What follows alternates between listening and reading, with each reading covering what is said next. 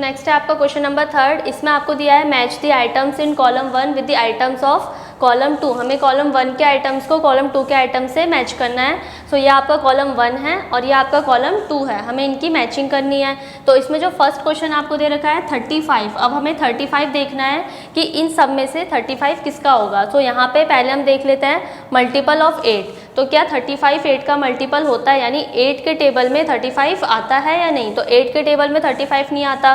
फिर नेक्स्ट देखते हैं हम मल्टीपल ऑफ 7, यानी वो बोल रहा है कि 7 का मल्टीपल है कौन, 35। तो यहाँ पे हम 7 का टेबल देखेंगे तो 7 के टेबल में 5 बार में 7 5 जा 35। तो यहाँ पे जो 35 है वो 7 का मल्टीपल है। तो यहाँ पे हम इसको मैच कर देंगे बी से। तो फर्स्ट का आंसर क्या हो गया आपका बी, इसके सामने हमने लिख दिया फर्स्ट। ये आपका किसका हो गया, फर्स्ट का आंसर हो गया, हमने यहाँ पे बी के सामने फर्स्ट लिख दिया है। नेक्स्ट हम देखते हैं अपना सेकंड क्वेश्चन, इसमें दे रखा है 15। तो हमें बताना है कि 15 यहाँ पे किसका आंसर होगा। सो यहाँ पे 15 अगर हम लेते हैं मल्टीपल ऑफ 8, तो 8 के टेबल पे 15 नहीं आता, सो ये भी कैंसिल हो गया।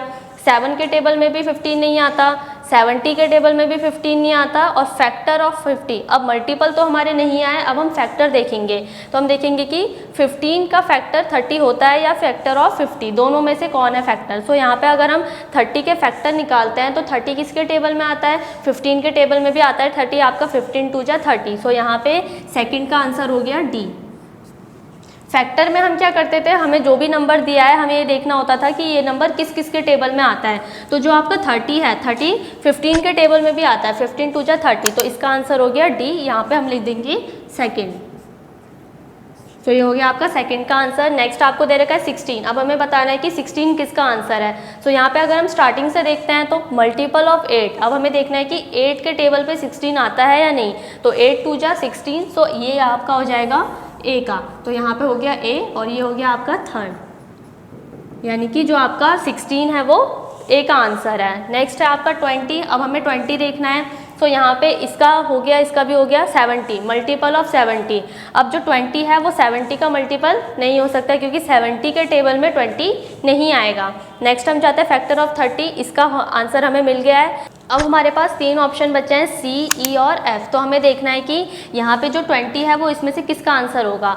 अब जो 20 है वो 70 का मल्टीपल नहीं हो सकता क्योंकि 70 के टेबल में 20 नहीं आएगा।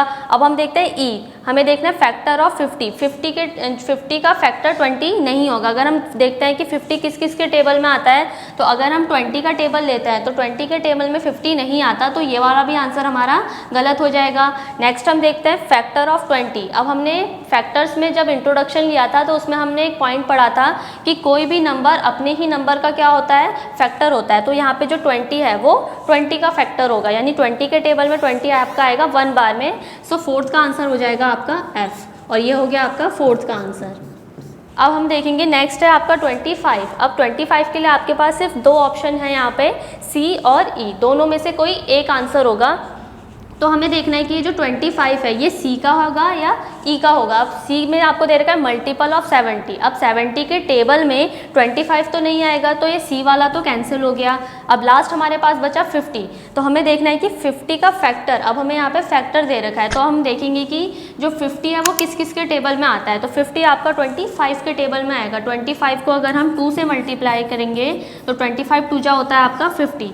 तो यानी कि फैक्टर ऑफ 50 क्या होगा, 25। तो 25 किसका फैक्टर है, 50 का फैक्टर। तो अब हम इसको यहाँ से मैच कर देंगे और ये आपका हो जाएगा 5th का आंसर। अब यहाँ पे हमारा एक रह गया है, इसको हम छोड़ देंगे क्योंकि हमने सबकी मैचिंग कर ली है। ये आपको एक एक्स्ट्रा ऑप्शन दे रखा था। तो इसका आंसर हो गया आपका फर्स्ट का हो जाएगा बी, सेकंड का हो जाएगा डी, थर्ड का हो जाएगा आपका ए एंड फोर्थ का हो जाएगा एफ एंड 5th का हो जाएगा आपका ई। सो ये था आपका क्वेश्चन थर्ड। नेक्स्ट हम करते हैं इसका 4th क्वेश्चन।